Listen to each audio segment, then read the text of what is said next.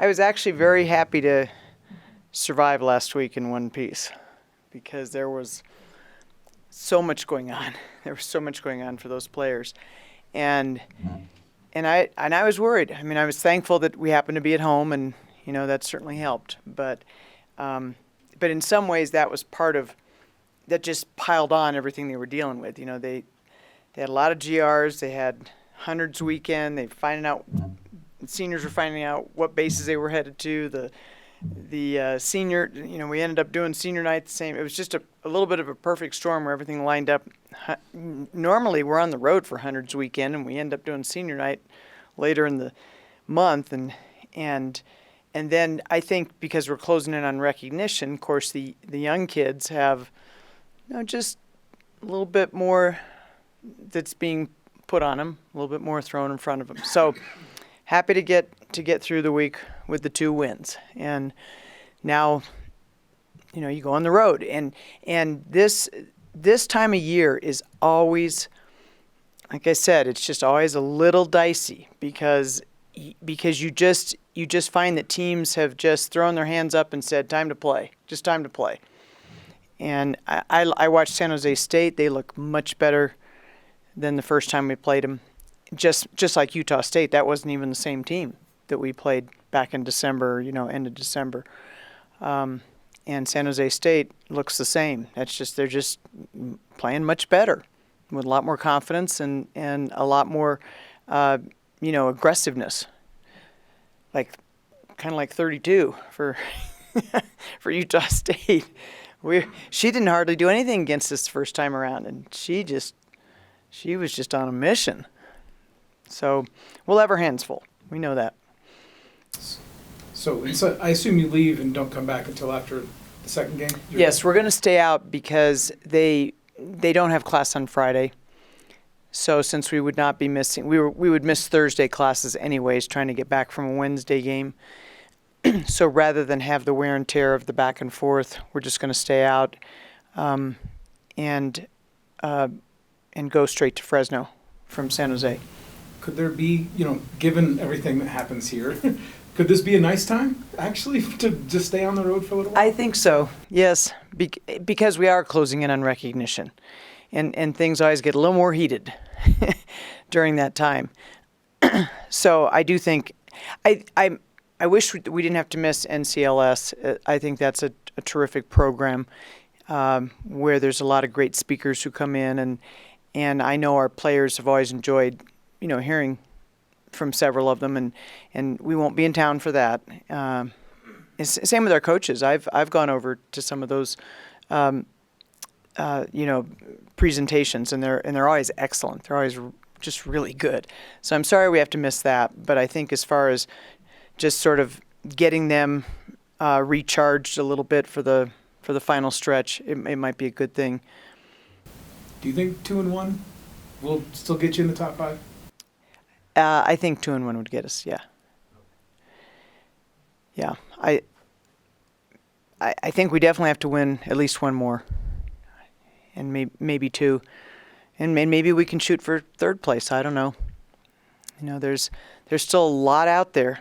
There's a lot of really key games coming up in this final stretch. What's a little weird and trying to sort out is there's going to be some teams in this mix with us that haven't played as many games as we have. We're the only one that's played the full, well, we may not be the only one, but one of the few who's played a full slate of games. And so it would I think Nevada's going to end up not playing 2 games, and Colorado State might be short 1. I'm not sure. I have to go back. But there's no penalty up to 2 games. Being 2 games short because of COVID, not being able to reschedule them and that sort of thing. And because, we powered on through our COVID stretch and played games, even though we were very shorthanded. And so we have so what would be a shame would be if our wins were the same, but because we had more losses, because we played more games, it could cost us. And, when I made that comment to you after the game about avoiding a losing season, you said it had been a while. Well, I looked that up and it had been a while. Do you think early in your career, when you had all the success at Washington and stuff, would you have been as prepared to go through an extended stretch like this of building then like you are now? Well, I think the experience at Washington, it was a ton of fun. It was a ton of fun, but a big part of why I left Washington was that it was sort of, been there, done that, and then once I started down that path, well, Fullerton was a rebuilding job. Fullerton was a big rebuilding job. Washington even was a little bit because we were not in the Pac-10 when I first got there. We were in a lesser conference, and but every program after that was a major rebuilding project, and I realized how much I enjoyed that. And so I think having had the experience of having something almost on autopilot, you just flipped a switch and it seemed like, we won our 20 games every year, went to the tournament, that sort of thing. Having something on autopilot like that and comparing that experience to having players discover they can do things they didn't think they could do and be a part of doing something that a program had never done before, I started to really, really enjoy that. And even USC was really a mess when I first got there. Yale was very similar to here.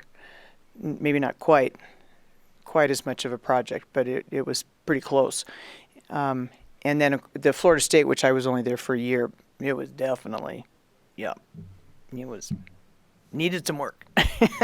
And so all of those were really, it was just something I discovered that I enjoyed. And so I think it does help you with perspective. You never, when you're competitive like I am, it's never you never get used to losing, and you never think, oh, it's no big deal. But I think certainly what you do start to appreciate is just my definition of success is that team are those players playing up to their potential, and if they are playing up to their potential, then I can only be happy. So if you were to go win 2 games on the road this week, would that give you as much enjoyment as maybe winning a Sweet 16 game? There's been a whole lot of things that have happened this year that have been as much fun as winning a Sweet 16 game. Yeah, those. I mean that. I don't know. I was so young, and I had 2 young children, and so much of that whole experience was kind of a blur. But I think it's sort of, that's kind of the way life is, that you don't really appreciate things till you look back on them, and you realize how special they were. At the time, I just sort of took it for granted. Oh, isn't this what you do all the time? And no, it's not. So you are able to have a different perspective at this point in your career than you did. Oh, no question. No question. I don't understand coaches that can stay in one place forever. I think that's great. I mean, I sort of respect that because I respect that in some ways. It just was never going to be me. And same with my husband was very much that way. We just loved an adventure. If something was an adventure and it was something to try and do that was different, we thought that seemed like great fun. And so we would just, I would not trade. I might trade my win-loss record, for Geno's or Tara Vanderveer's or somebody like that. But I would not trade the experiences that I've had. I wouldn't trade my career path for their careers.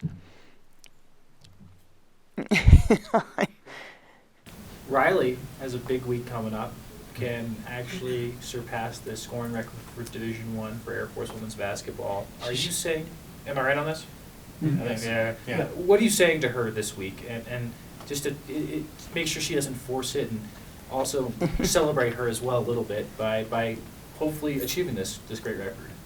Well, I'm fine with Riley shooting it, so so I'm not sure I would. I think everybody has to be a little bit careful of that sometimes, depending on a game. But there's such a fine line between forcing it and taking a shot when you have it, and it's just something that with scores, you don't mess with them. You just kind of stay out of their way and maybe help them a little bit along the way.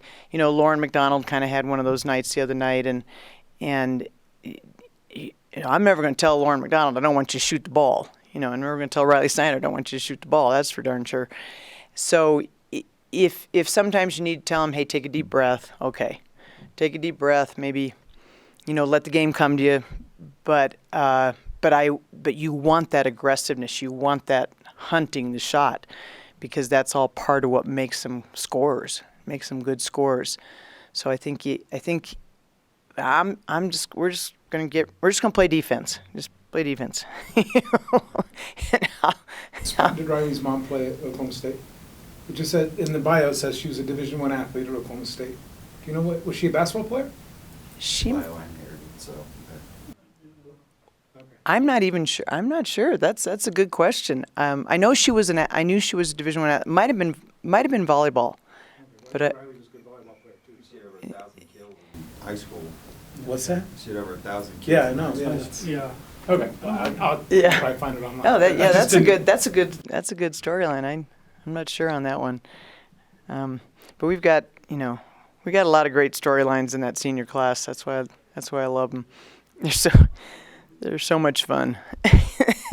They just, I think my guess is they're very aware of everything that's going on, and I think it helps them because these guys are a real goal-oriented kind of group.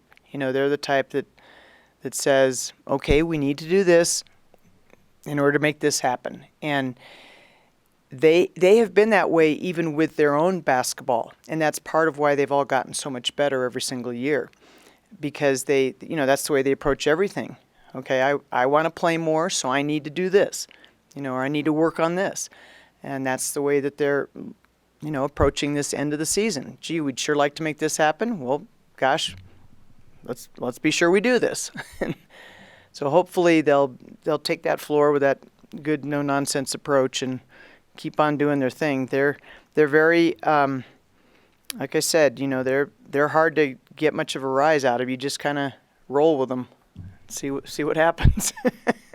Do you know why they really start on Wednesday? Well, it was originally supposed to be a field trip game, and then I guess because of COVID policies, they canceled it, but they did not want to change the time. So I guess they're still going to play at 11. And we asked the same question. It seems strange to play at 11, but it's not our home game, so.